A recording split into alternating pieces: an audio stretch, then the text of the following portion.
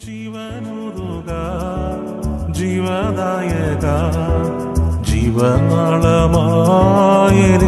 തീരുവാൻ ജീവനുറുക ജീവദായക ജീവനാളമായെരിഞ്ഞു തീരുവാൻ കല്ലായുള്ള ഹൃദയങ്ങൾ ഒരുക്കിടണേ ഹല്ലേലൂയ ഗീതം പാടാൻ ഒരുക്കിടണേ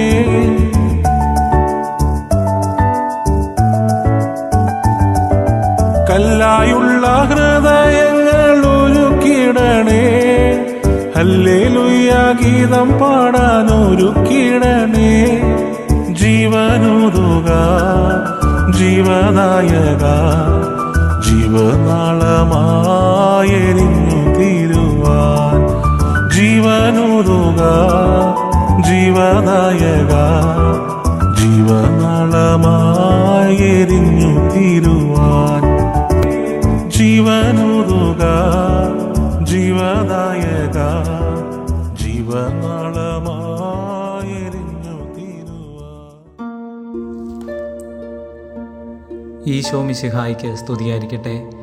ഈശോയിൽ സ്നേഹം നിറഞ്ഞവരെ, നാം ഇന്ന് ധ്യാനിക്കാൻ പോകുന്നത് പരിശുദ്ധാത്മാവിൻ്റെ ദാനമായ ആത്മശക്തിയെപ്പറ്റിയാണ്. ആത്മശക്തി അഥവാ ധൈര്യം.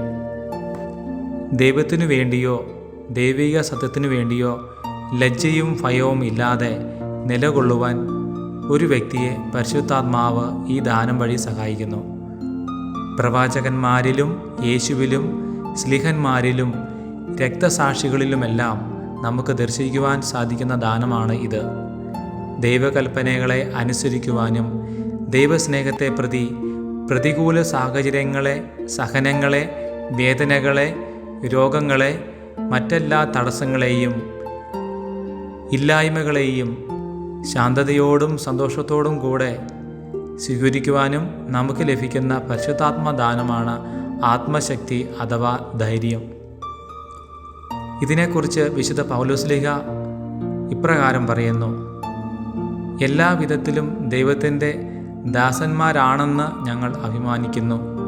വലിയ സഹനങ്ങളിൽ, പീഡനങ്ങളിൽ, ഞെരുക്കങ്ങളിൽ, അത്യാഹിതങ്ങളിൽ, മർദ്ദനങ്ങളിൽ, കാരാഗൃഹത്തിൽ, ലഹളകളിൽ, അധ്വാനങ്ങളിൽ, ജാഗരണത്തിൽ, വിശപ്പിൽ, ശുദ്ധതയിൽ, ജ്ഞാനത്തിൽ, ക്ഷമയിൽ, ദയയിൽ, പരിശുദ്ധാത്മാവിൽ, നിഷ്കളങ്ക സ്നേഹത്തിൽ, സത്യസന്ധമായ വാക്കിൽ, ദൈവത്തിൻ്റെ ശക്തിയിൽ, ഇടത് കൈയിലുള്ള നീതിയുടെ ആയുധത്തിലും, ബഹുമാനത്തിലും അവമാനത്തിലും, സത്കീർത്തിയിലും ദുഷ്കീർത്തിയിലും ഞങ്ങൾ അഭിമാനിക്കുന്നു.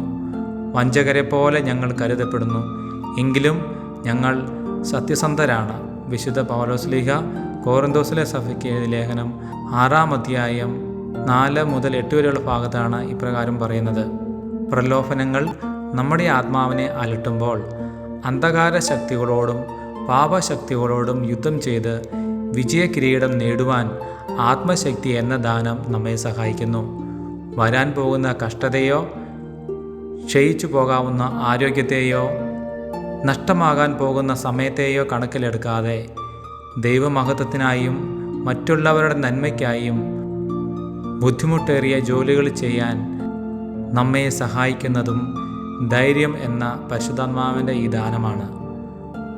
ധൈര്യത്തിനെപ്പറ്റി പറയുന്ന വചനഭാഗങ്ങൾ ഇവയാണ്: നിയമാവർത്തന പുസ്തകം 31-ാം അധ്യായം 6-ാം വാക്യം: ശക്തരും ധീരരുമായിരിക്കുവിൻ, ഭയപ്പെടേണ്ട, അവരെ പ്രതി പരിഭ്രമിക്കുകയും വേണ്ട.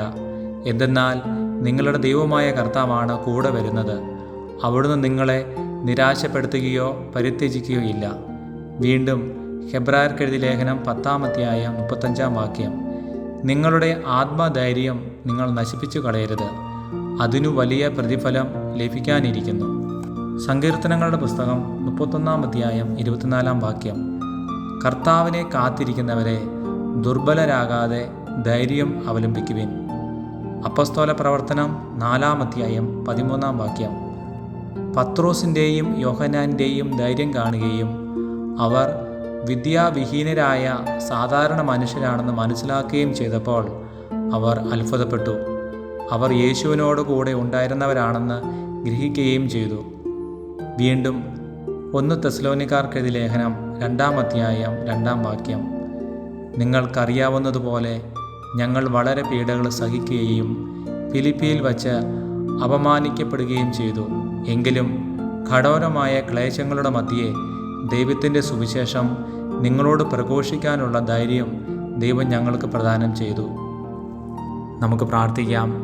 കുരിശിലെ ബലി വഴി ഞങ്ങളെ വീണ്ടെടുത്ത കാരുണ്യവാനായ കർത്താവേ, അങ്ങയോട് ചേർന്ന് എൻ്റെ കുരിശിനെ വഹിക്കുവാനും എൻ്റെ ആത്മരക്ഷയെ തടയുന്ന എല്ലാ വിഘാതങ്ങളെയും അതിജീവിക്കുവാനും അതിലൂടെ അങ്ങയുടെ രക്ഷയെ പ്രഘോഷിക്കുവാനുമുള്ള ധൈര്യം പകരുന്ന സഹായകനായ പരിശുദ്ധാത്മാവിനെ അങ്ങയുടെ വാഗ്ദാനപ്രകാരം എന്നിലേക്ക് ഒഴുക്കണമേ.